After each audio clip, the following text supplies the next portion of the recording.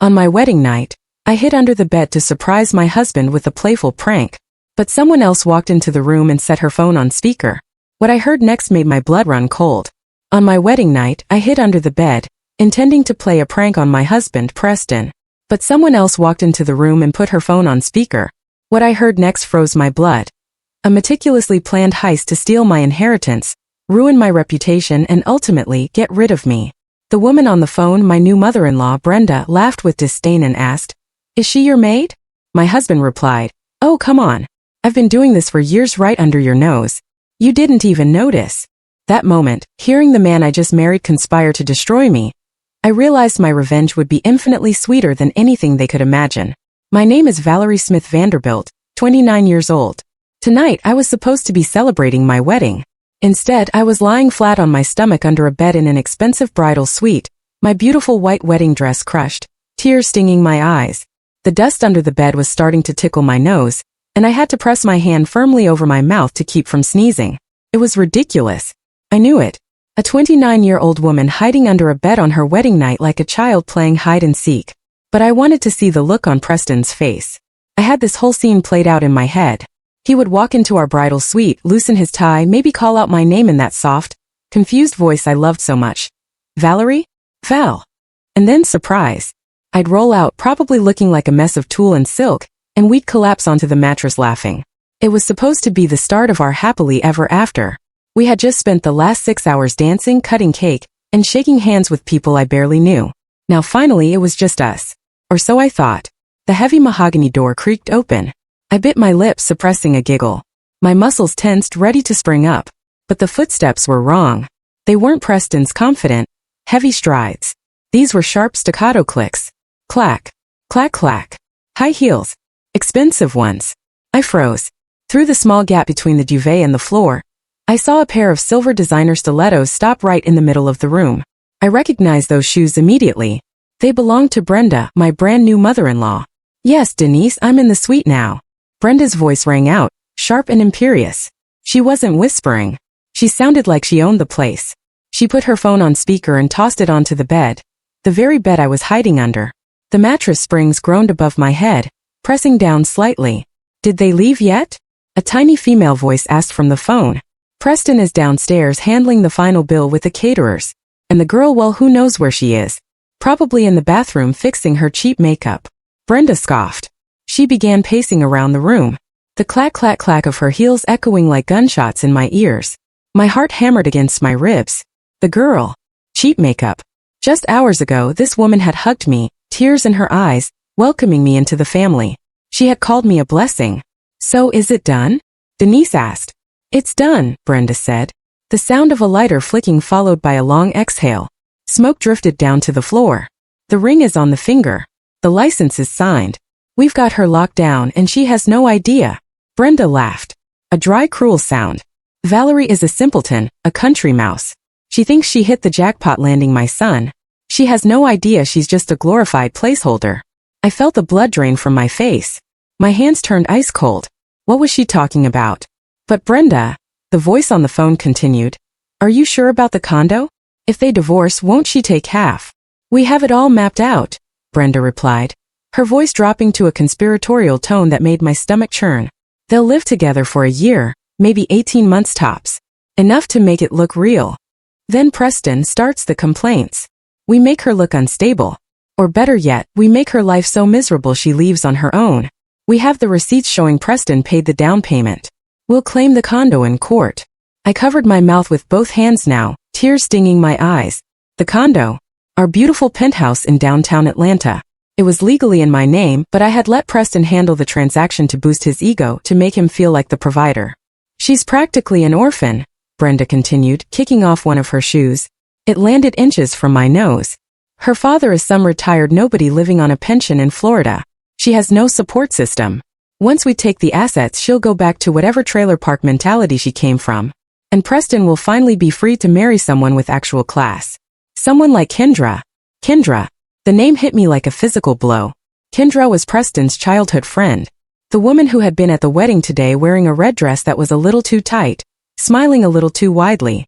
"Preston is on his way up," Brenda said, blowing smoke towards the ceiling. He just needed a stepping stone. And Valerie, well, she's a very sturdy stepping stone. We'll sell the condo, invest the money in the firm, and he'll be set for life. I lay there, my body trembling so hard I was terrified the floor would vibrate. This wasn't a prank. This wasn't a misunderstanding. This was a heist. My marriage, my love, my life. It was all just a long con to steal a piece of real estate. Suddenly Brenda stopped pacing. "Wait," she murmured. She walked towards the bed. I saw her feet turn towards me. She crouched down. I stopped breathing. My heart stopped beating. Through the gap I saw her hand reach out. Her long manicured nails scraped against the hardwood floor, inches from my face. She picked up something. My pearl earring. I must have dropped it when I crawled under. She held it up, inspecting it. "Cheap junk," she muttered, tossing it onto the bedside table. "Probably plastic." She stood up again, and I nearly fainted from relief. But the relief was short-lived. The door handle turned. "Mom!" Preston's voice called out. "In here, sweetheart," Brenda cooed, her tone instantly switching from cold predator to doting mother. My husband walked into the room. The man I had vowed to love and cherish not 3 hours ago. I waited, praying, hoping against hope that he would tell her to leave, that he would say something to defend me. Instead, he sighed and flopped onto the bed right above me. "Is she here?" he asked. "No," Brenda said. "Probably lost in the hallway. Listen, we need to talk about the bank transfer before she gets back." "I know, Mom. I know," Preston groaned. "But can we do this tomorrow? I have to pretend to be excited to consummate this marriage tonight. And it's going to take a lot of energy." Something inside me broke. It wasn't a crack. It was a shattering. The naive, happy Valerie died in that dusty darkness under the bed, and something else began to wake up. I carefully reached into the bodice of my dress and pulled out my phone. I tapped the screen silently, opening the voice recorder app. The red line started moving. "Talk," I thought, a cold rage settling over me. "Keep talking, you monsters. Give me everything." And they did. To understand why a woman with a master's degree in business and a trust fund that could buy this entire hotel was hiding under a bed letting people believe she was poor, you have to understand my mother. My mother Elena was the kindest soul you could ever meet. She was also incredibly wealthy, heir to a shipping fortune. She married my father Robert when he was just starting his construction business. They were a power couple, but my mother she loved with her eyes closed. When she passed away 10 years ago, it wasn't from the cancer that took her body. It was the heartbreak that weakened her spirit. She had found out that her own sister and her best friend had been siphoning money from her charity funds for years. They didn't love her. They loved what she could give them. On her deathbed, she held my hand and made me promise. "Valerie," she whispered, her voice frail, "find someone who loves you for you. Not for the name, not for the accounts. Be careful, my love. Money is a magnifying glass. It shows you exactly who people are. But sometimes it burns you before you can see the truth." That promise became my Bible. My father, Robert, took it to the extreme. He was a shark in the business world, the CEO of Titan Construction. He taught me how to read contracts before I could read fairy tales. When I started dating, he was suspicious of everyone. "They smell the money, Val," he'd warn me. "They look at you and see a lottery ticket." So I created a test, a filter. I moved out of the family estate in Buckhead and rented a charming, slightly run-down apartment in a working-class neighborhood. I drove a 5-year-old Honda Civic. I worked as an administrative assistant at a logistics firm, a job I actually enjoyed because it was low stress, though I secretly managed my own investment portfolio at night. To the world, I was Valerie, the nice girl with the student loans and a budget for groceries. Then I met Preston. It was a rainy Tuesday. I was rushing into a coffee shop and dropped my wallet in a puddle. Mud splashed everywhere. I was on the verge of tears. It had been a terrible week when a handsome man in a slightly frayed jacket picked it up. He wiped the mud off with his own sleeve. "I think this belongs to you," he said, smiling. His eyes were warm, hazel with flecks of green. I checked the wallet. Nothing was missing. I offered to buy him a coffee as a thank you. "I'd love that," he said, checking his watch. "I have about 20 minutes before I have to get back to the grind." We talked for 2 hours. He told me he was a sales associate struggling to meet quotas, driving an old car that broke down every other week. He talked about his dreams of traveling, of seeing art in Italy, but how he could never afford it. "I don't care about being rich," he told me, looking deep into my eyes. "I just want a life that feels real. You know, Sunday barbecues, a dog, someone to share the silence with." It was exactly what I wanted to hear. Over the next 2 years, Preston passed every test. He never asked to borrow money. He brought me wildflowers he picked from the side of the road because he couldn't afford the fancy roses but thought these were prettier. He clipped coupons with me. When my car broke down, a staged event, he drove 40 minutes out of his way to pick me up every morning for a week. I fell in love. Deeply. Madly. Stupidly. I introduced him to my father, Robert, but I maintained the lie. I told Preston my dad was a retired foreman living on a pension in Florida. Dad played along, though he grumbled about it. He flew in for a visit, wearing flannel shirts and complaining about the cost of gas, hiding his Rolex in his pocket. He seems okay, Dad admitted after dinner one night, swirling a cheap beer he hated. But he's soft, Val. He listens to his mother too much. He respects his mother, Dad, I defended. That's a good trait. Oh, how wrong I was. Brenda. The first time I met her, she looked me up and down like I was a stain on her carpet. She lived in a small, cluttered house, but acted like she was royalty in exile. She constantly talked about how Preston deserved better, and how expensive life was. Valerie, she'd say, sipping tea, do you really think you can support a family on an admin salary? Preston needs a partner who can elevate him. I just smiled and swallowed the insults, thinking, if only you knew. I thought once we were married, once I revealed the truth about my wealth, she would be happy. I planned to tell Preston everything on our honeymoon. I wanted to see his face light up when I told him he never had to worry about a quota again. I was so excited to give him the world. I didn't realize he was already planning to steal the little piece of it I had shown him. The wedding planning should have been the happiest time of my life, but looking back, the red flags were waving so hard they were practically slapping me in the face. First, there was the guest list. Brenda insisted on inviting half the town. It's about image, Valerie, she snapped when I suggested a small, intimate ceremony. We need to show people that the Ramos family is doing well. Since I was supposedly poor, Brenda and Preston assumed I couldn't pay for much. Brenda made a big show of chipping in, but every time the bill came for the flowers or the venue, she'd conveniently leave her purse in the car or her card would be declined due to a bank error. I ended up paying for almost everything using my savings, which was actually a limitless black card I kept hidden in a secret compartment of my wallet. Then came Kendra. Valerie, you have to meet Kendra, Preston said one evening about 3 months before the wedding. She's like a sister to me. We grew up together. Kendra was stunning in a flashy, obvious way. Tight clothes, loud laugh, and a way of touching Preston's arm every time she spoke. When we met for drinks, she barely looked at me. She spent the entire night reminiscing with Preston about the good old days, and inside jokes I didn't understand. Oh, remember that night in Cabo? She giggled, leaning into him. I thought you said you couldn't afford to travel, I asked Preston, confused. He froze for a second. That was a high school trip. My parents saved up for years for it. Brenda adored Kendra. She would openly compare us. Kendra, darling, that dress is exquisite. You look like a movie star. Valerie, maybe Kendra can take you shopping. You dress so plainly. I brushed it off. I told myself I was secure. I had the ring. I had the man. Kendra was just a friend from the past. But the biggest issue was the condo. We needed a place to live. Preston was renting a bachelor pad, and my apartment was too small. I found a stunning penthouse condo in downtown Atlanta. It was a foreclosure, a steal at $600,000, but still way out of the budget of an admin assistant and a salesman.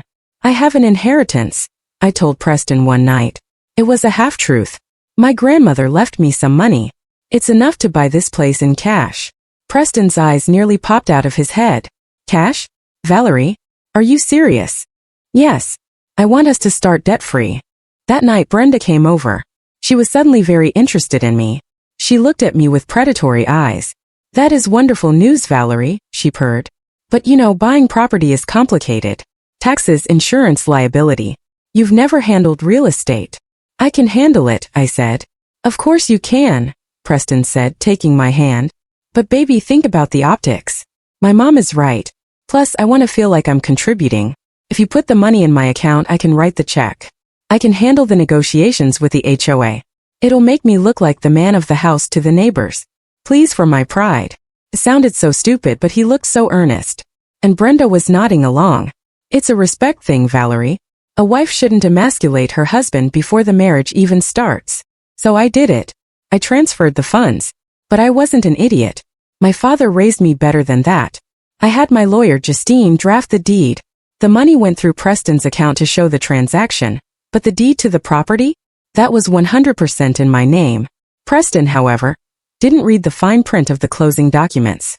He just saw the money hit his account and then leave it. He thought because he wrote the check, he owned the house. He thought he had played me. I remembered the day we got the keys. Preston spun me around in the empty living room. Our castle, he said. My castle. I whispered into his shoulder, though he didn't hear me. Now lying under the bed, hearing Brenda talk about claiming the condo, the pieces fell into place. They didn't know the deed was separate. They thought it was marital assets bought with his money because the check came from his account. They thought they could argue that I contributed nothing. Brenda's voice snapped me back to the present. When does the lease on your apartment run out, Kendra? Brenda asked on the phone. The name jolted me. Kendra was on speakerphone. No, wait. Brenda was talking to Preston now, asking about Kendra. Her lease is up in 6 months, Preston said. His voice muffled as he buried his face in a pillow. That's why we need to speed this up, Mom. I can't have her crashing on her sister's couch forever. Plus, the baby needs a room. The world stopped. The silence under the bed was deafening. The baby. I clamped my hand over my mouth so hard I tasted blood. The words hung in the air like toxic smoke. The baby. Don't worry about the baby, Brenda said, her tone dismissive yet practical. We'll set up the nursery in the second bedroom once Valerie is gone. We can paint over that hideous yellow she chose. My stomach lurched violently. I felt like I was going to vomit right there on the rug. Kendra was pregnant. Preston, my husband of less than 24 hours, had gotten his sister-like friend pregnant. I just feel bad, Mom, Preston said. For a second, a tiny spark of hope flared in my chest. Maybe he had a conscience. Maybe he actually cared about me. Bad about what? Brenda snapped. About securing your future? No, just Valerie is nice. She's cooked for me. She washed my car. She looks at me like I'm a hero. It's going to be brutal crushing her like that. Oh, spare me the tears, Brenda scoffed. She's a nobody, Preston. You said it yourself. She's boring. She reads books on weekends instead of networking. She wears clothes from Target. Do you want to be married to a coupon clipper for the rest of your life? Or do you want to be with Kendra, who actually knows how to shine in high society? Kendra is fire, Preston agreed, his voice changing, becoming lustful. Valerie is oatmeal. Oatmeal. That single word hurt more than the financial betrayal. I had dimmed my light for him. I had hidden my designer wardrobe, my knowledge of fine wine, my connections to senators and CEOs, all to make him feel comfortable. I became oatmeal because I thought he wanted simple, wholesome love. Exactly, Brenda said. Now, did you get the bank notifications? Did the rest of the wedding cash deposits clear? Yeah, about 10 grand. It's in our joint account. Good. Tomorrow you transfer half of that to my account for wedding reimbursement expenses. We need to drain that joint account slowly, so when you file for divorce there's nothing for her to take. Got it. And the condo? You have the receipts. I have the transfer receipt from my bank account to the seller. It shows I paid the $600,000. She can't prove where that money came from if we say it was a private loan from family that I'm paying back. They were so confident. So incredibly stupid and confident. They had no idea about forensic accounting. They had no idea that my pensioner father had a legal team that ate sharks like them for breakfast. All right, get up, Brenda ordered. Go wash your face. You look guilty. When she comes back, you need to perform. Smile. Talk about the future. Make her feel safe. I really don't want to sleep with her tonight. Mom, you have to consummate the marriage. It makes the annulment harder for her to get later if she tries that route. We need this to be a divorce so we can split assets. Fine, Preston groaned. He stood up from the bed. The mattress lifted, relieving the pressure above me. I'll go check the hallway. Maybe she's crying in the stairwell or something. I'm leaving, Brenda announced. I took the spare key from her purse earlier. I'll let myself out. She took my key. She went through my purse. The violation made my skin crawl. I watched Brenda's silver heels clack towards the door. Preston's dress shoes followed. Good night, Mom. Thanks for everything. Anything for my boy. Just remember the plan. 1 year, then you're free. The door clicked shut. Silence returned to the room. But it wasn't peaceful. It was heavy, charged with the energy of my shattered life. I waited 5 minutes. 10. I needed to be sure they were gone. Slowly, painfully, I wiggled out from under the bed. My body ached. My beautiful dress was gray with dust. I stood up and caught my reflection in the mirror. My hair was disheveled. My makeup smeared, but my eyes were clear. I didn't cry. I didn't scream. A cold, mechanical calm took over. It was the same calm my father used when he was about to hostilely take over a rival company. I walked to the closet. I stripped off the wedding dress, the symbol of my stupidity, and threw it into the corner. I pulled on a pair of jeans and a hoodie I had packed for the morning after brunch. I grabbed my purse. Brenda had indeed taken the spare house key, but my car keys were still there and my black card. I opened the door to the hallway. It was empty. Preston must have actually gone down to the lobby or the bar to work up the courage to sleep with me. I didn't take the elevator. I took the stairs, running down 12 flights in my sneakers. I burst out into the cool night air, found my beat-up Honda Civic, which had a Porsche engine under the hood, my one little indulgence, and tore out of the parking lot. I wasn't going to the condo. I wasn't going to cry in a hotel. I punched a number into my car's Bluetooth system. "Dad," I said when he answered on the second ring. "Valerie, it's 1 a.m. Is everything okay?" "No," I said, my voice steady. "You were right about everything. I need you to wake up Justine. I'm coming to the estate. We're going to war." The drive to Buckhead usually took 40 minutes.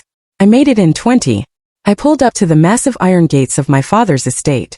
The security camera recognized my license plate, and the gates swung open silently. As I drove up the winding driveway lined with century-old oaks, I felt the shedding of Valerie, the admin assistant. I was returning to my kingdom. My father was waiting on the front porch, wearing his silk robe, a cigar unlit in his hand. Next to him was Justine, my best friend and the fiercest corporate lawyer in Atlanta. She was wearing pajamas but had a laptop open on the outdoor table. I slammed the car door shut and walked up the steps. Dad looked at me, the dust on my hoodie, the hard set of my jaw, and he didn't say, "I told you so." He just opened his arms. I hugged him, and for exactly 10 seconds, I let myself be a little girl. I let one sob escape. Then I pulled back. "They planned it," I said, my voice crisp. "Preston, his mother, and Kendra. They want the condo. They want to drain the accounts. Kendra is pregnant." Justine gasped. "Pregnant on your wedding day?" "Yes. I recorded everything." I placed my phone on the glass table and hit play. In the quiet night air, Brenda's voice sounded even more demonic. We listened to the whole thing. The oatmeal comment, the plan to make me miserable. The embezzlement of the wedding money. When it finished, my father's face was a mask of fury. He snapped the unlit cigar in half. "I will bury him," he growled. "I will buy the company he works for and fire him. I will have that mother of his evicted by noon." "No," I said. "That's too fast. That's too easy." I looked at Justine. "If we attack now, they play the victim. They'll say I'm a crazy jealous wife. They might even try to fight for the condo, claiming verbal contracts or some nonsense. I want to crush them completely. I want them to think they won. And then I want to pull the rug out so hard they never stand up again." Justine cracked her knuckles, a wicked smile spreading across her face. "I like where this is going. What's the plan?" "First," I said, "the condo. They think they have a claim because the money flowed through his account.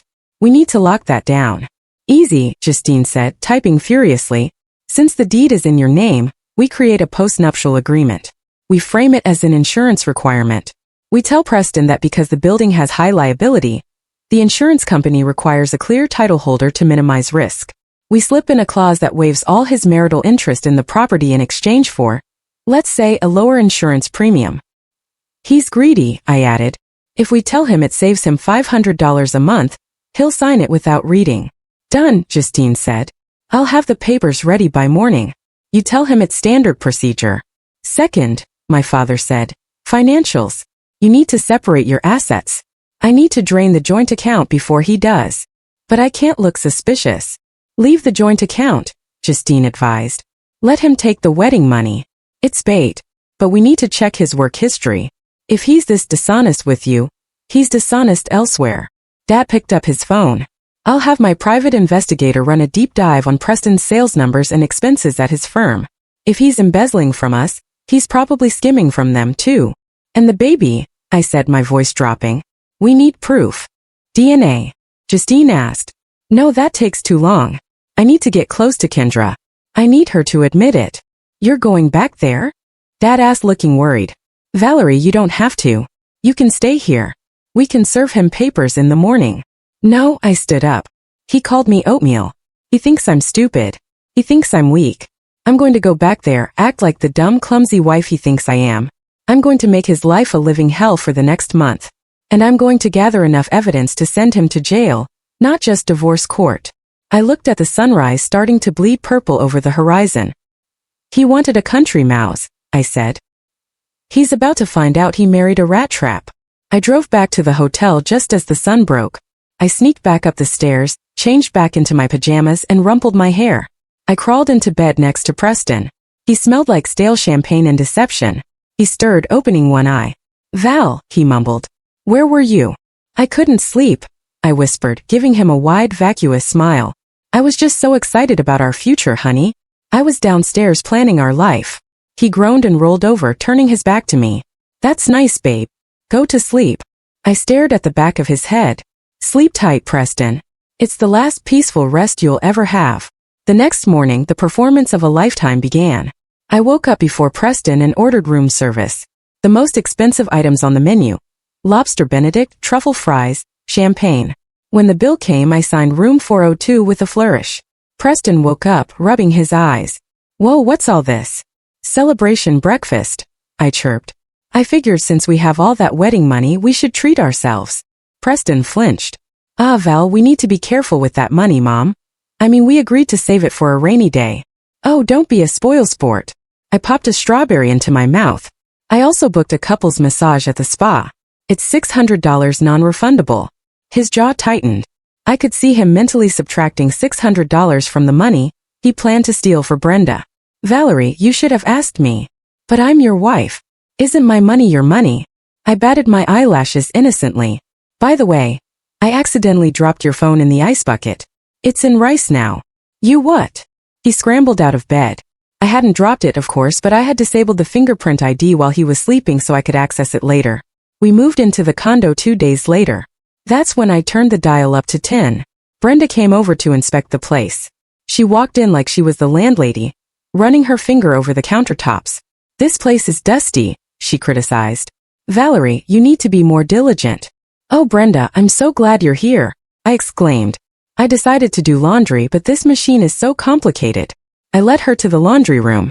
Inside the washing machine, turning in hot water and heavy-duty bleach, was her prized possession, a vintage faux fur coat she had left at Preston's bachelor pad, which I had helpfully brought over to clean.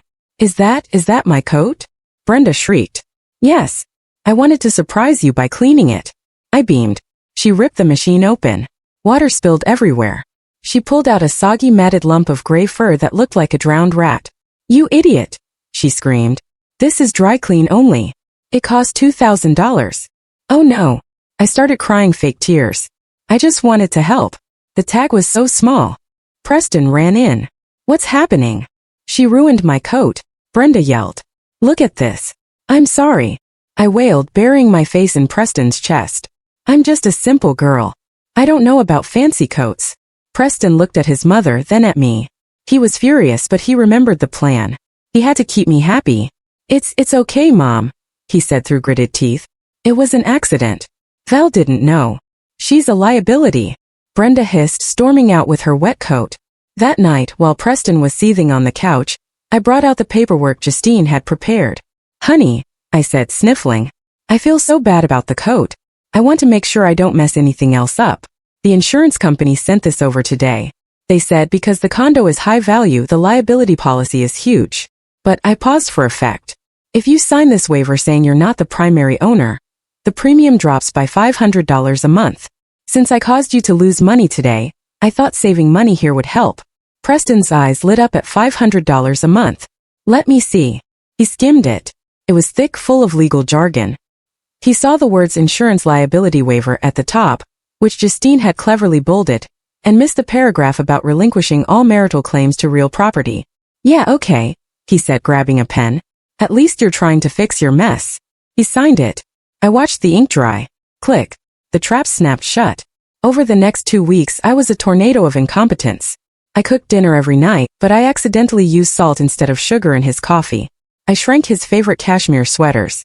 I forgot to pay the internet bill so he couldn't play his video games for 3 days. I was driving him insane.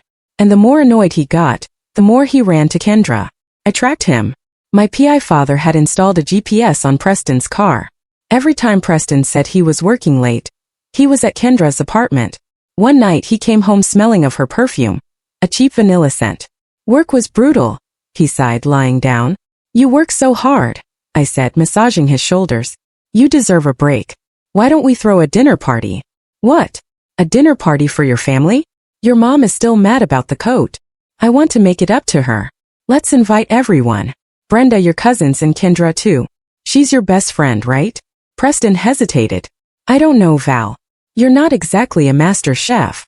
I'll practice, I promised. Please. I want to show them I can be the perfect wife. He smirked. I knew what he was thinking.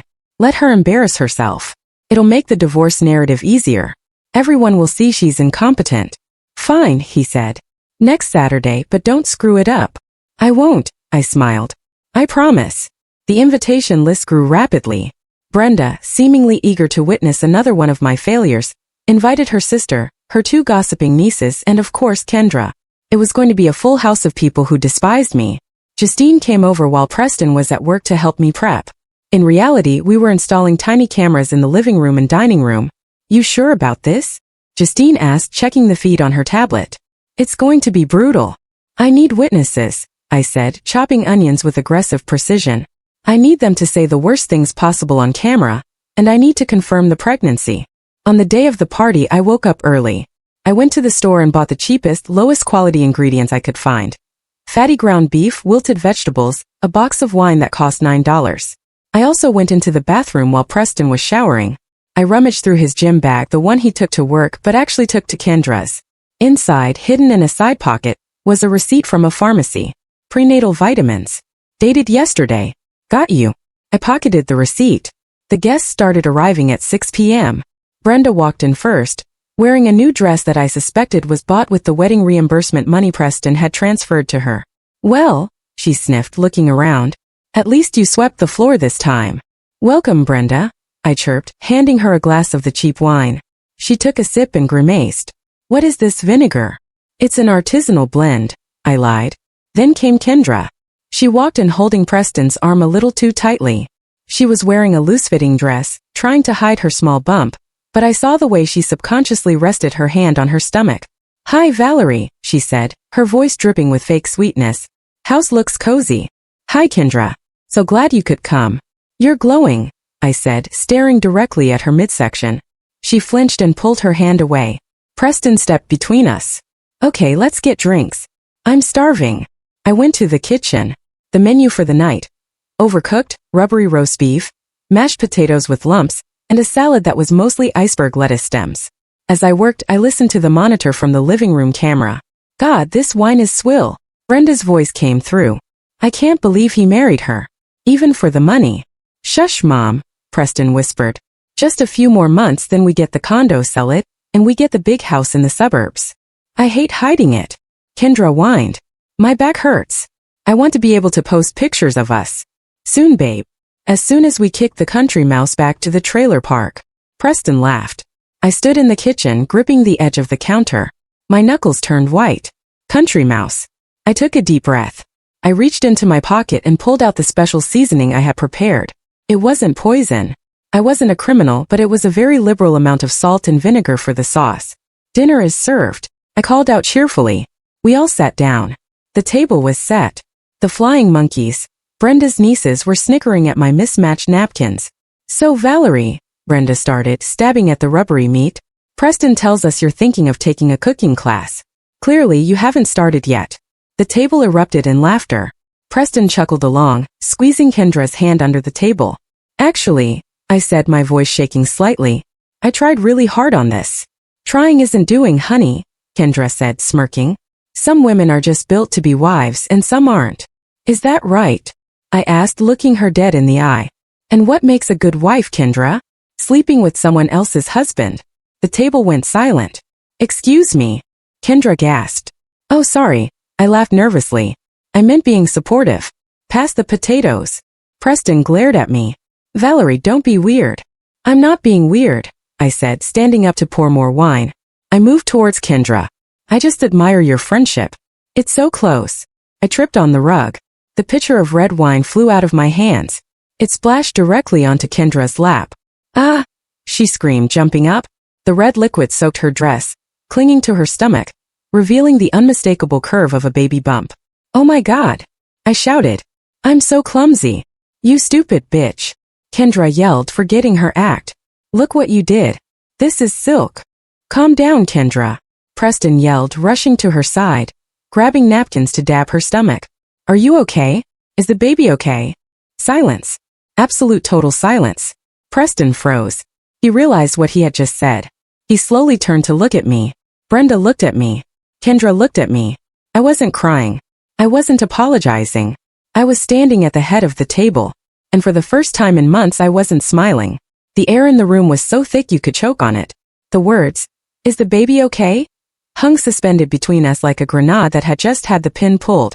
Preston's face went from panic to pale terror. He stammered. I meant is she? Preston means, Brenda interjected loudly, standing up to shield her son. Is she okay? You know how fragile Kendra is. You clumsy idiot, Valerie. Look at this mess. She pointed a long accusatory finger at me. You are useless. Useless. You can't cook. You can't clean. And now you're assaulting our guests. I told Preston he was making a mistake marrying trash like you. Usually this was the part where I would cower, where I would apologize and run to the kitchen to fetch towels. Instead, I picked up my napkin and calmly wiped a drop of wine from my hand. Sit down, Brenda, I said. My voice wasn't loud, but it was cold. Absolute zero. Excuse me. Brenda blinked, shocked by the tone. I said, sit down. I looked at Preston. And you get away from her stomach. We all know what's in there. Valerie, you're drunk, Preston said, trying to regain control. He puffed out his chest, using his man-of-the-house voice. Go to your room. We'll discuss this later. No, we'll discuss it now, I said. I walked over to the sideboard where the stereo system was connected. I picked up the microphone Preston used for karaoke, his favorite hobby. What are you doing? Kendra hissed, clutching her wine-soaked dress. You're crazy. Maybe, I smiled. Crazy rich. They looked confused. You see, I began, pacing slowly around the table like a shark circling a sinking boat. For the last 2 months, I've listened to you all. I've listened to Brenda call me a peasant. I've listened to Preston call me oatmeal. I've listened to Kendra laugh about how she's going to redecorate my nursery. You were listening? Preston asked, his voice trembling. Oh, honey, I was doing a lot more than listening. I reached into my pocket and pulled out the receipt for the prenatal vitamins. I slammed it onto the table. Walgreens. Dated 2 days ago. Purchased by Preston Ramos. Prenatal vitamins. Preston's mouth opened and closed like a fish. And this? I pulled out the insurance waiver he had signed. Do you remember this, Preston? The insurance thing. It's a post-nuptial agreement, I said clearly. In it, you voluntarily waived all rights to this property. You admitted that 100% of the funds used to purchase it were mine, and you have no claim to it in the event of a divorce. You signed away the condo, Preston. You signed away your golden ticket for $500 a month. Brenda's face turned purple. You tricked him. That won't hold up in court. Oh, it will, I said. My lawyer, Justine, the one you called that chief attorney friend, is actually a senior partner at Darby & Associates. She ironclad that document. Who cares? Kendra yelled. Preston is leaving you anyway. He loves me. We're going to be a family, and you're going to be alone with your cats. Am I? I laughed. Preston, tell them where you got the money for Kendra's car, and for Brenda's new dress, and for this wedding reimbursement? Preston was sweating profusely now. I saved it from my commissions. No, I said. You stole it from Titan construction accounts. You inflated invoices.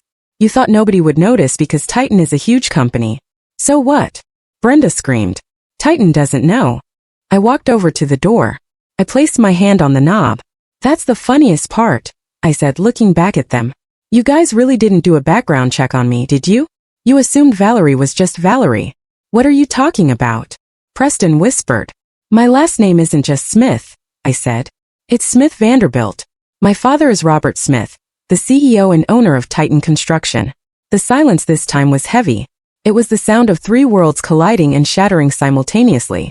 Brenda grabbed the edge of the table to steady herself. No, that's a lie. Your father is a pensioner in Florida. He's in Florida right now, I nodded, on his yacht. Preston looked like he was going to faint.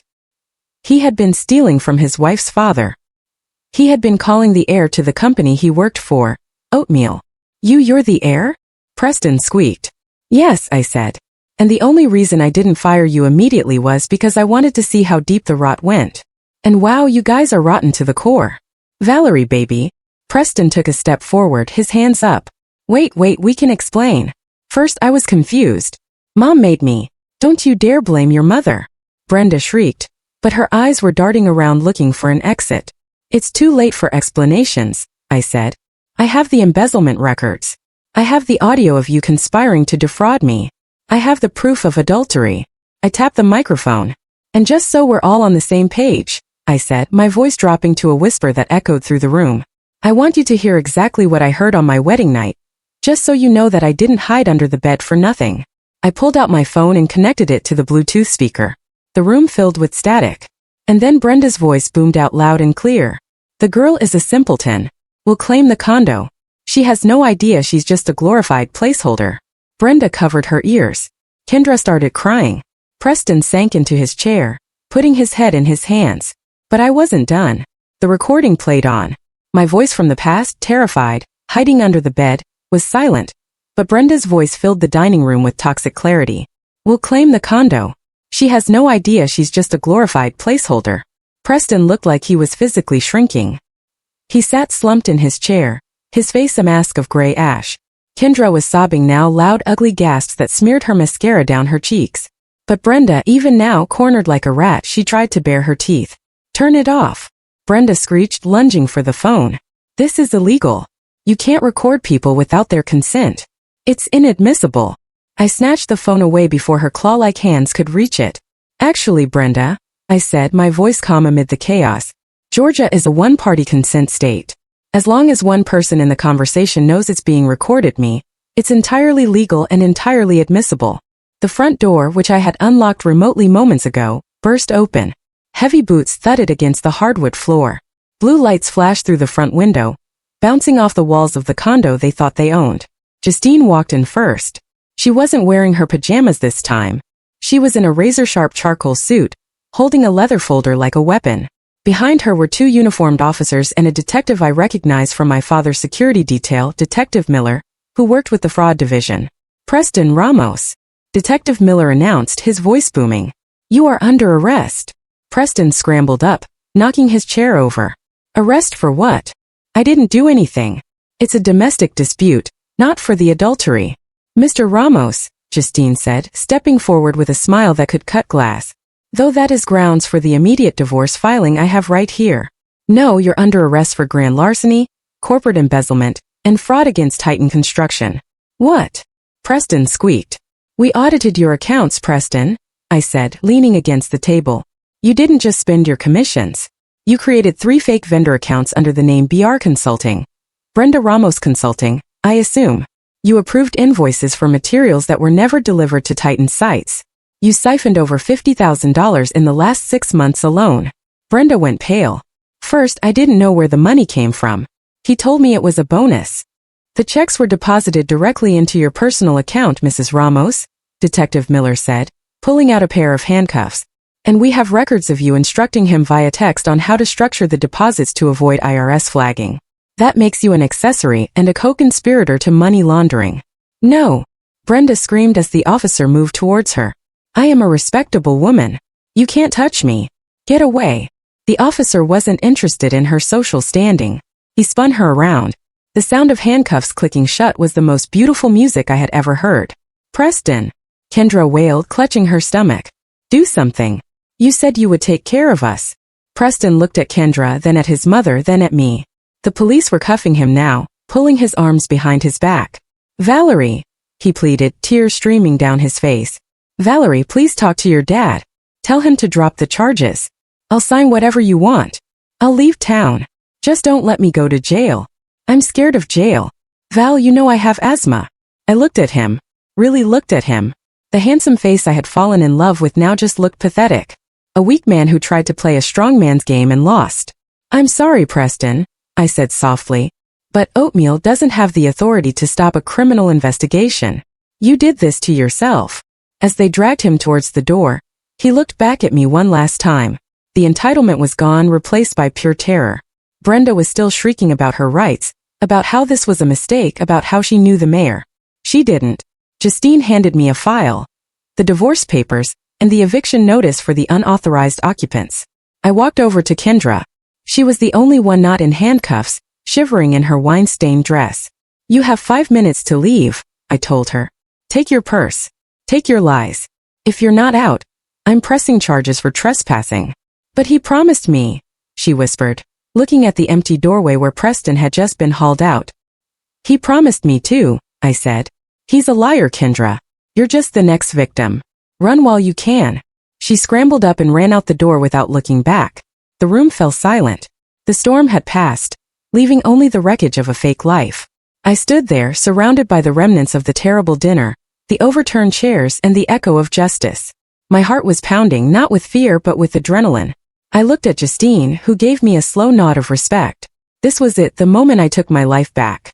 The days following the arrest were a blur of legal motions and logistical dismantling. While Preston sat in a holding cell, unable to make bail because his assets were frozen, I went to work erasing him from my life. The first step was the physical purge.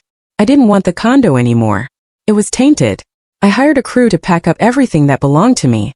As for Preston's things, his clothes, his beloved gaming console, his collection of limited edition sneakers he bought with stolen money, I didn't burn them. That would have been dramatic but illegal. Instead, I had them boxed up and sent to the only address he had left, Brenda's small, cluttered house. But Brenda wasn't there to receive them.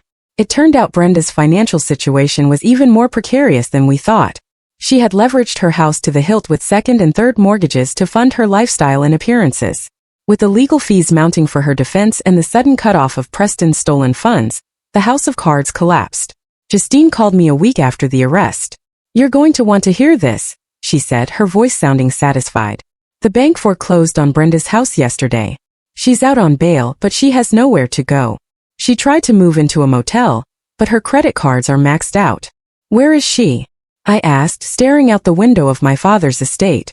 "She's staying with her sister. You know, the one who was laughing at your napkins. Apparently, it's not going well. The sister is making her sleep on a pull-out couch in the basement." A grim satisfaction settled in my chest. The woman who mocked my pensioner father was now living the reality she had tried to mock me for. Then came the divorce hearing. It was swift and brutal. Preston appeared via video link from the detention center. He looked terrible, unshaven, dark circles under his eyes, wearing an orange jumpsuit that clashed horribly with his complexion. When the judge asked if he contested the divorce or the validity of the postnuptial agreement, Preston just shook his head. "No, Your Honor," he mumbled. "Mr. Ramos," the judge said sternly, "you admitted to signing a waiver of interest in the property at 405 Highland Avenue. You also admitted to adultery. The plaintiff has provided extensive evidence. Do you have anything to say?" Preston looked at the camera. For a second, our eyes met across the digital divide. "I made a mistake," he whispered.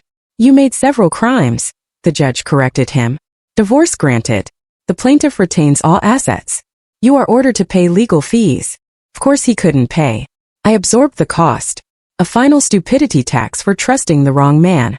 Kendra didn't get off scot-free either. Without Preston's support, and with the scandal of the arrest making the local news, she lost her job at the boutique where she worked. Rumors swirled in our small social circle. She tried to reach out to me once, sending a long rambling email, blaming Preston for manipulating her, saying she was a victim too. I didn't reply. I just forwarded it to Preston's defense attorney. Let them eat each other. The final nail in the coffin was the sentencing for the embezzlement. My father, Robert, took the stand to give a victim impact statement. He didn't shout. He stood tall, looking every inch the titan of industry he was. "Trust is the currency of business," Dad said, his voice resonating in the courtroom. Mr. Ramos didn't just steal money, he stole trust. He entered my family under false pretenses, targeted my daughter, and used my company as his personal piggy bank. He is not a victim of circumstance. He is a predator who got caught. Preston got 5 years. Brenda got 2 years probation and community service, largely because she turned state's witness against her own son to save her skin. That was the final betrayal. Brenda threw Preston under the bus, claiming he forced her to launder the money. I watched Preston's face as his mother testified against him. The look of utter devastation was almost enough to make me pity him. Almost. After the sentencing, I walked out of the courthouse. The sun was shining. The air was crisp. I took a deep breath, filling my lungs with oxygen that didn't smell of lies or cheap cologne. I was divorced. I was single. I was 30 years old. I got into my car, my real car this time, a sleek Mercedes convertible that I had kept in storage. I put the top down. As I drove away, leaving the courthouse and the Ramos family in the rearview mirror, I felt lighter than I had in years. The dusty, fearful girl under the bed was gone. In her place was a woman forged in fire. But the fire had left burns, and healing those burns would take much longer than the revenge. 3 years passed. Revenge is like a sugar rush. Intense, satisfying, but followed by a crash. After the adrenaline of destroying Preston and Brenda faded, I was left with the quiet wreckage of my own trust issues. I threw myself into work. I stopped hiding. I joined Titan Construction officially, not as an admin, but as the director of operations. I wore my name Valerie Smith Vanderbilt like armor. I worked 16-hour days, turning Titan into an even bigger empire. I became known as the Ice Queen in the boardroom. Efficient, brilliant, and utterly unapproachable. Dating? Forget about it. Men were liabilities. Every time a man smiled at me, I wondered what he wanted. Did he see me or did he see the bank account? Did he see a partner or a stepping stone? My only solace was music. I had played piano as a child, but I had stopped when I met Preston because he said classical music was boring. Now I bought a Steinway Grand for my new house, a modern glass sanctuary overlooking the river, far away from the tainted condo. Every night I played Chopin, Rachmaninoff, Debussy. I poured my anger, my grief, and my loneliness into the keys. One evening, my father convinced me to attend a charity gala for the arts. I didn't want to go. I hated these events. Fake smiles, expensive champagne, and people pitching business ideas. Just 1 hour, Val, Dad said, adjusting his tuxedo. It's for the symphony. You love the symphony. So I went. I stood in the corner, nursing a sparkling water, checking emails on my phone, waiting for the polite amount of time to pass before I could escape. You look like you'd rather be getting a root canal, a voice said next to me. I stiffened. My Ice Queen mask slammed into place. I turned slowly. Standing there was a man, tall, broad shoulders, wearing a tuxedo that fit well, but looked slightly lived in. He had messy dark hair and eyes that were the color of warm amber. Actually, I said coldly, I'd prefer an audit. Root canals take too long. He laughed. It wasn't a polite society laugh. It was a deep, genuine sound that crinkled the corners of his eyes. I'm Marshall, he said, extending a hand. I'm the architect who designed the new wing of the museum. I'm currently hiding from a donor who wants to discuss the feng shui of the bathrooms. I hesitated, then shook his hand. His grip was firm, warm, and rough. Calloused. These were hands that worked, not just hands that signed checks. Valerie, I said briefly. Valerie, he repeated.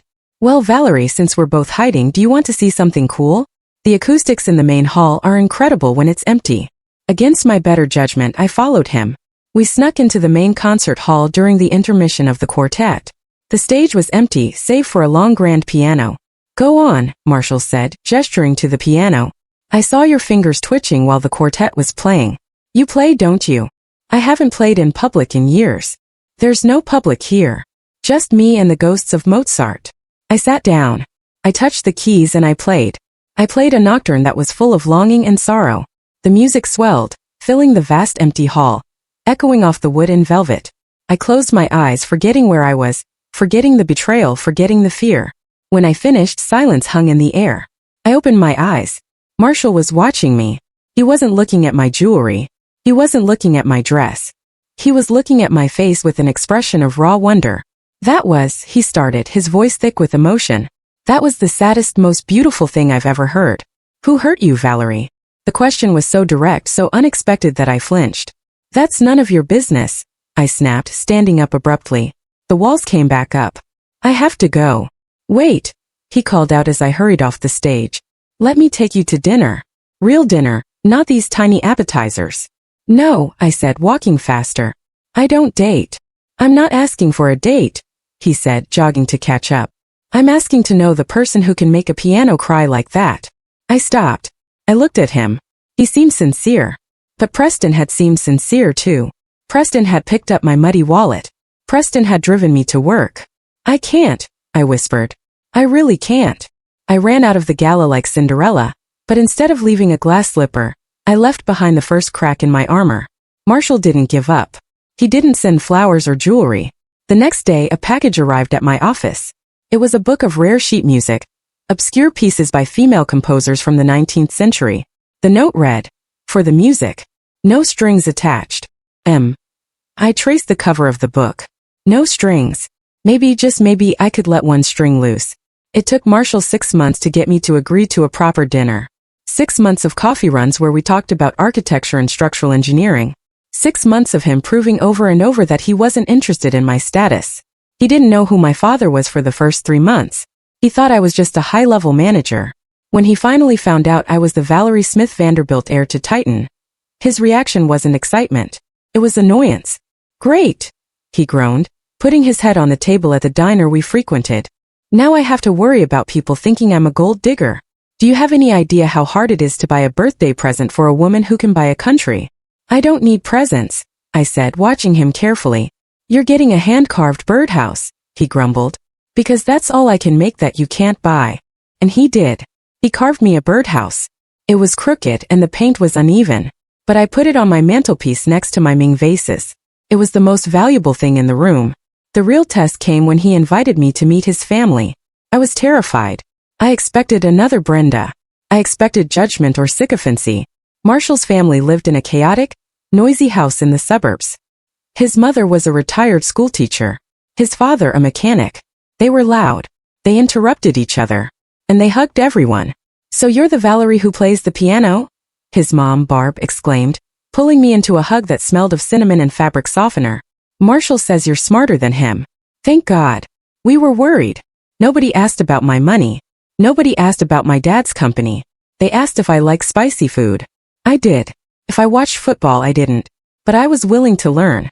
And if I wanted to see baby pictures of Marshall naked in a bathtub, I definitely did. It was normal. It was the Sunday barbecues in silence Preston had promised but never delivered. But the ghost of Preston still haunted me. I kept waiting for the other shoe to drop. I kept waiting for Marshall to ask for a loan or for his mom to mention a business opportunity. It never happened. The breaking point was a year into our relationship. My father, Robert, had a minor heart attack. I was a wreck. I was at the hospital pacing the hallway, terrified of losing the only rock I had left. I tried to push Marshall away. "Go home," I told him. "You don't have to be here. It's going to be a long night." "Shut up, Val," he said gently. He guided me to a chair. He draped his jacket over my shoulders. He went to the vending machine and got me terrible coffee, and he sat there holding my hand for 12 straight hours. He didn't check his phone. He didn't complain. He just held on. When Dad woke up groggy and grumpy, Marshall was the first one to crack a joke. "Mr. Smith," Marshall said. "He really went to extreme lengths to get out of our golf game next week." Dad chuckled weakly. He looked at Marshall, then at me. He saw the way Marshall looked at me with exhaustion, but with absolute devotion. Later, when I was walking Marshall to his car, I broke down. "Why are you so good to me?" I sobbed. "I'm difficult. I'm suspicious. I'm damaged goods." Marshall stopped. He grabbed my shoulders and looked me in the eye. "You're not damaged goods, Val. You're a survivor.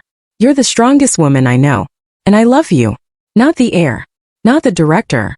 I love the woman who hides under the bed to prank her husband because she has a playful heart. I love the woman who plays sad songs on the piano. I just love you." I froze. I hadn't told him the hiding under the bed story. How did he know? "You talk in your sleep," he grinned sheepishly. "Something about dust bunnies and mothers-in-law." I laughed through the tears. I laughed. 2 years after that night, Marshall proposed. He didn't do it with a flash mob or a diamond the size of a skating rink. He did it on a Tuesday while we were making lasagna. "Marry me," he said, holding a wooden spoon. "I signed a prenup already. Justine has it. It says, I leave with what I came with. My tools and my good looks. I just want you." I looked at him. I looked for the lie, for the hidden agenda. There was nothing. Just love. "Yes," I said. "But you're keeping the birdhouse." Life has a funny way of circling back just when you think you've outrun it. 5 years had passed since the divorce. I was 35. Marshall and I were married, living in marital bliss that was boring in the best possible way. We had a daughter, Haley, who was 2 years old and had my father's stubborn chin and Marshall's amber eyes. I was walking out of the Titan headquarters one rainy afternoon. My driver was waiting with the umbrella, but I stopped. A woman was standing near the entrance of the parking garage. She was arguing with security. She looked old, much older than her years. Her hair was gray and stringy. Her coat was thin and patched. She was holding a cleaning bucket. "I just need to speak to her," the woman yelled, her voice raspy. I recognized that voice. It lacked the imperious snap it once had, but the pitch was the same. "Brenda," I whispered. She turned. Her face was gaunt. Lines etched deeper on her mouth. When she saw me in my tailored suit, glowing with health and success, her shoulders slumped. "Valerie," she croaked. I signaled the security guard to stand down. "It's okay, Frank." I walked over to her, keeping a safe distance. "What do you want, Brenda?" "If you're here to clean, the service entrance is in the back." It was cruel, yes, but this woman had plotted to leave me destitute. "I'm not here for a job," she said, her hands trembling. I'm here to beg." Brenda Ramos begging. The irony was almost too rich to digest. Beg for what? It's the boy. Leo. Who is Leo? Preston's son, she said, looking down at her worn shoes. Kendra's boy. He's 5. Kendra. She took off 2 years ago. Met a trucker. Left the kid with me. Said she didn't want the baggage. So Kendra had abandoned her child. I wasn't surprised. And he's sick, Valerie. He has leukemia. We don't have insurance. Medicaid only covers so much. He needs a specialist. He needs help. She looked up at me, and for the first time I saw genuine tears in her eyes. Not the crocodile tears she used to fake. These were the tears of a grandmother watching a child die. Preston is still inside, she continued, her voice breaking. He can't help. I'm cleaning houses, but it's not enough. I know you hate us. I know we deserve it, but Leo is innocent. He's just a little boy. I stood there, the rain tapping against the umbrella. I looked at this broken woman. I remembered the night under the bed. She has no idea she's just a glorified placeholder. I felt a surge of old anger. Why should I help? This was the child conceived in betrayal. This was the tangible proof of Preston's affair. But then I thought of Haley, my beautiful, healthy daughter, sleeping in her crib at home. I thought of my mother, who died of a broken heart, but never lost her kindness. I won't give you money, I said coldly. Brenda flinched, looking defeated. I understand. I won't give you money, I repeated, because I don't trust you not to spend it on bingo or booze. But tell me the name of the hospital. Children's Healthcare of Atlanta, she whispered. I will contact the hospital directly. If the boy is there and if he is sick, I will cover his treatment anonymously. Titan Construction has a charity fund. We'll label it a grant. Brenda stared at me. Her mouth opened but no sound came out. She slowly dropped to her knees on the wet pavement. Thank you, she sobbed, clutching at the hem of my pants. Thank you. You're an angel. I'm sorry. I'm so sorry for everything. I stepped back, pulling my leg away. I felt no triumph in seeing her kneel. Just pity. Get up, Brenda, I said. I'm not an angel. I'm just a mother. And tell Preston. Actually, don't tell him anything. I don't want him to know. He asks about you, she said, wiping her nose on her sleeve. He sends letters. You never answer. I burned them, I said. Goodbye, Brenda. I turned and walked to my car. As I settled into the leather seat, I felt a heavy weight lift off my chest. I hadn't forgiven them, but I hadn't let their darkness turn me into a monster. I had saved an innocent life. That night, I held Haley a little tighter. I thought charity was enough closure, but the universe had one last horrifying card to play. A month after I agreed to pay for Leo's treatment, I received a notification from the Department of Corrections. Preston had requested a visitation. Usually I ignored these, but the note attached was different. Regarding Leo and regarding why you never got pregnant. You need to know. My blood ran cold. During our short marriage and the months leading up to it, we hadn't used protection. I had wanted a baby. I had cried every month when the test was negative. Preston had always comforted me, saying, "It will happen when it happens." I drove to the state prison. The walls were gray. The air smelled of industrial cleaner and despair. I sat behind the plexiglass. Preston was brought in. He looked 20 years older. His hair was thinning, his skin pasty. He walked with a limp. The swagger was gone, replaced by a permanent hunch of defeat. He picked up the phone. I picked up mine. "Valerie," he said. His voice was rough. "You look incredible." "I'm happy, Preston," I said. "Something you never wanted me to be. I heard about Leo. Mom told me. Thank you. I did it for the boy, not for you. I know. Look, I don't have much time. I wanted to tell you something. An apology isn't enough, but I need to clear my conscience." He took a deep breath, looking at his shackled hands. "You remember how you wanted a baby? How you were worried you were infertile?" "Yes," I said, my grip tightening on the receiver. "You weren't infertile, Valerie. Brenda made me do it. She crushed up emergency contraceptive pills. Plan B. She put them in your smoothies. The one she made for you when you came over for brunch. Or she'd swap your daily vitamins with placebos. I stopped breathing. The room spun. Why? I whispered. Why would she do that? You wanted a family not with you, Preston admitted, the truth hanging there like a rotting corpse. Mom said if you got pregnant it would be harder to divorce you later. A kid binds you for 18 years. She wanted a clean break once we got the condo. She said we couldn't risk having a kid with your genes mixed with ours. She wanted Kendra to have my heir. I felt a wave of nausea so strong I thought I would faint. It wasn't just greed. It was a biological violation. They had poisoned me. They had violated my body to ensure I wouldn't bear a child. All while I was crying on Preston's shoulder about not being able to conceive. You monster! I hissed. Tears of rage pricked my eyes. You let her drug me? I was weak, Preston said, crying now. I'm sorry, Val. I was so afraid of her. And I was so greedy. But look, it's a blessing, right? Imagine if we had a kid. You'd be tied to me forever. Now you're free. You have a new life. He was right. In the sickest, most twisted way possible. If I had had a child with Preston, I would never have truly escaped Brenda. I would be co-parenting with a felon. My daughter Haley wouldn't exist. You're right, I said, my voice trembling. It is a blessing because my children will never have a single drop of your poisonous blood in their veins. I stood up. Val, wait. Preston shouted. I have parole coming up in 2 years. Can you put in a good word? Since you helped Leo. I looked at him through the glass. The audacity was breathtaking. Preston, I said. I helped Leo because he is an innocent child. You are a grown man who drugged his wife. I will not put in a good word. In fact, I'm going to send the transcript of this conversation to the parole board. I hope you rot in here. I slammed the phone down. I walked out of the prison into the bright sunlight. I collapsed onto a bench near the parking lot and sobbed. I cried for the baby I thought I couldn't have. I cried for the violation. But mostly I cried from relief. Marshall found me there later. I had called him unable to drive. He held me while I shook. They can't hurt you anymore, he promised. And he was right. The secret was out. The poison was purged. I was finally truly clean. 10 years later, Titan Construction had grown into an international conglomerate. I was the CEO now. My father, Robert, had passed away peacefully in his sleep a year ago. His funeral was attended by senators, competitors, and thousands of employees who respected him. I stood at the helm of the empire, no longer the girl hiding under the bed, but a woman who commanded rooms with a single glance. Marshall and I had been married for 12 years. We had 2 children now. Haley, 15, and a son, Jack, 10. We were sitting on the patio of our summer home in the Hamptons. It was a rare, quiet evening. Mom, Haley said, looking up from her phone. She was a beautiful girl, smart, but with a romantic streak that reminded me terrifyingly of my younger self.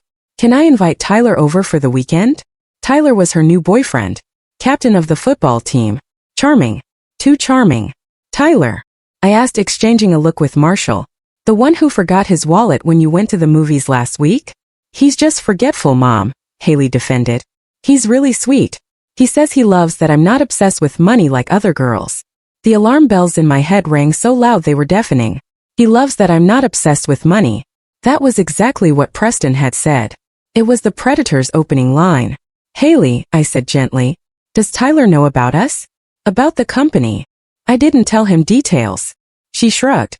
But everyone knows who we are. It's hard to hide when your name is on skyscrapers. I felt a cold knot in my stomach. The cycle. It was trying to repeat itself. Invite him, I said. I'd love to get to know him better. Marshall squeezed my knee under the table. He knew what I was doing. I wasn't going to forbid it. I was going to test him. When Tyler arrived that weekend, he was polite. Too polite. He complimented the house, the cars, the art. He asked Marshall about his architecture firm with a little too much interest in the profit margins. During dinner, I decided to run a little experiment. Tyler, I said casually, Haley tells me you're looking for a summer internship. Yes, Mrs. Vanderbilt. He smiled, flashing perfect teeth. I'd love to learn from the best. Maybe at Titan. Well, I said, we have an opening. It's manual labor. Pouring concrete.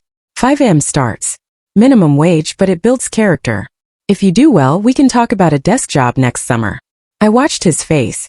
The smile faltered. The light in his eyes dimmed. Oh, he said. I was thinking maybe something in strategy or marketing. I'm not really a manual labor kind of guy. Strategy requires understanding the foundation, Marshall added, sipping his wine. I laid bricks for 3 years before I drew a blueprint. Tyler looked at Haley. Babe, didn't you say your mom could get me a hookup? Concrete pouring is kind of beneath me, don't you think? Haley froze. She looked at him. Really looked at him. Beneath you, she asked. My grandfather poured concrete. My dad laid bricks. Yeah, but they had to. Tyler laughed nervously. We're, elite. The silence at the table was heavy. I think you should leave, Tyler, Haley said quietly. What? I said leave. My family built this life with hard work. If you think work is beneath you, then I'm above you. I almost cried. She didn't need me to hide under a bed. She had learned the lesson through osmosis. She had the self-worth I had lacked at her age. Tyler left in a huff. Haley came over and hugged me. You knew, didn't you? She asked. I suspected. I kissed her forehead. Always watch how they treat the work, not the reward. A week after the Tyler incident, I received a call from a hospice center in downtown Atlanta. It was regarding Brenda. She was dying. Ovarian cancer. She had no family left. Her sister had kicked her out years ago. Preston was still in prison.